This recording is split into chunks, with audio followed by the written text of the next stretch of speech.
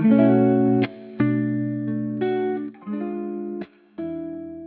ំរាបសួរអ្នកទាំងអស់គ្នាថ្ងៃនេះខ្ញុំធ្វើវីដេអូមួយដើម្បីចែករំលែក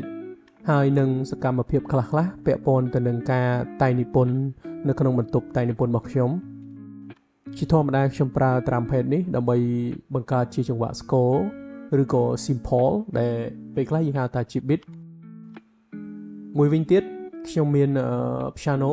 ឬក៏អាចនិយាយបានថាជា MIDI controller ដែលខ្ញុំប្រើសម្រាប់លេងជាឧបករណ៍មួយចំនួនដូចជា piano ឬក៏ឧបករណ៍ផ្សេងៗទៀតមួយវិញទៀតឧបករណ៍ដែលខ្ញុំស្រឡាញ់ហើយខ្ញុំចូលចិត្តបំផុតនោះគឺខ្លុយខ្មែរយើងហើយពេលខ្លះការដែលយើងហាត់សមឬក៏យើងផ្លុំខ្លុយខ្មែរគឺយើងត្រូវតែរៀនពាក់ព័ន្ធជាមួយនឹង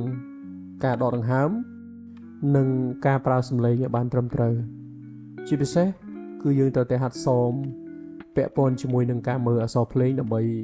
ឲ្យយើងដឹងថាតើសំឡេងមួយណាហើយយើងត្រូវចាប់របៀបម៉េចនេះជាការអនុវត្តផ្ទាល់ដែលខ្ញុំតែងតែធ្វើ